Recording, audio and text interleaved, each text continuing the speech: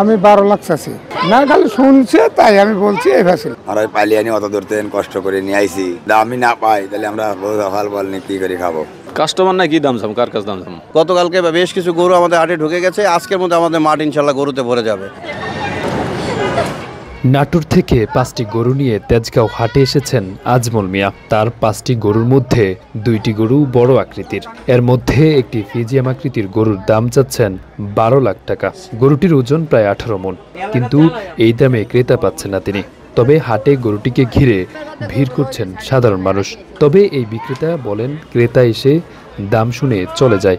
হাটে এই গরুটিকে বিক্রি করতে পারবেন কিনা তা নিয়ে রয়েছে সংশয়। মোহাম্মদ আজমল মিয়ার মতো অনেকেই 10টি, 15টি, আবার কেউ 100টি গরু নিয়ে এসেছে এই হাটে। আমি 12 লাখ চাচ্ছি না, খালি শুনছে তাই আমি বলছি এই ফ্যাসিল। কতক্ষণ রেজেকে হয় বা বাজার তো এখন উঠে নাই, এখন ওই রেজেকে যা হয় এখন বাজার তো উঠে নাই, বুঝেননি? একটা জিনিস সম্পদ পাইলে পরে ইয়ে হয় না, তারপরে ওসব ধন বেঁচে খাওয়া লাগবে, বেশ কষ্ট পাইলেও এখন মনে করেন ওইভাবে খুশি মনে দিছে, আর কি করা, বহু দূরে আসছি, বুঝেননি? আগামী 7 জুন উদযাপিত হবে পবিত্র ঈদুল আজহা। ঈদকে কেন্দ্র করে রাজধানীতে পশুর হাটের সব প্রস্তুতি নেওয়া হয়েছে। এখন শুধু কোরবানির পশু বিক্রেতা ও ক্রেতার অপেক্ষা। তবে বেশ কয়েকটি হাটে কিছু সংখ্যক গরু উঠলেও ক্রেতা শূন্য বলা যায়। শুক্রবার রাজধানীর তেজগাঁও হাটে কিছু পশু দেখা গেলেও ক্রেতা দেখা যায়নি। হাটে যারা আসছে বেশিরভাগই গরুর দাম কেমন হবে সেটা জানার জন্যই আসছে।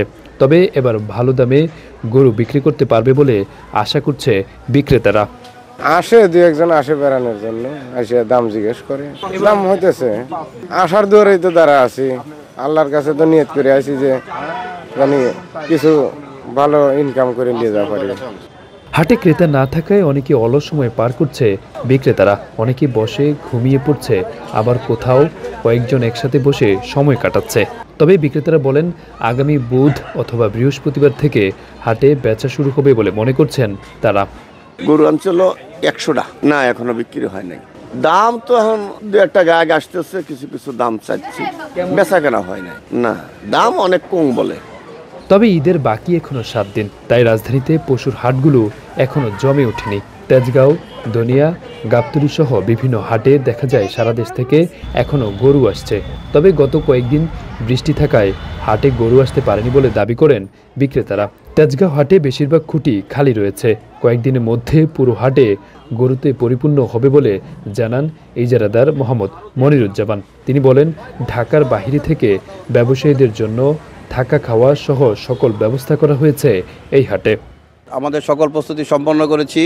ঢাকার বাইরে থেকে ব্যাপারীরা গরু নিয়ে আসবে, ব্যাপারীদের পর্যাপ্ত থাকা খাওয়া এবং তাদের সকল সুযোগ সুবিধা, পানি, স্যানিটাইজেশন ব্যবস্থা, টয়লেট, সকল ব্যবস্থা আমরা সম্পন্ন করেছি। গতকালকে বেশ কিছু গরু আমাদের হাটে ঢুকে গেছে, আজকের মধ্যে আমাদের মাঠ ইনশাল্লাহ গরুতে ভরে যাবে। সারা বাংলাদেশ থেকে, যেমন রাজশাহী, সিরাজগঞ্জ, পাবনা, নওগাঁ, নাটোর, চুয়াডাঙ্গা, কুষ্টিয়া, সকল জায়গা থেকে ব্যাপারীরা অলরেডি রওনা দিয়ে দিয়েছে।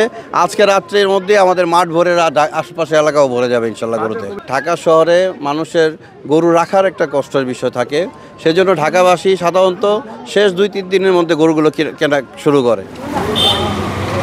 আরাফাত হোসেন, যুগের চিন্তা, ঢাকা।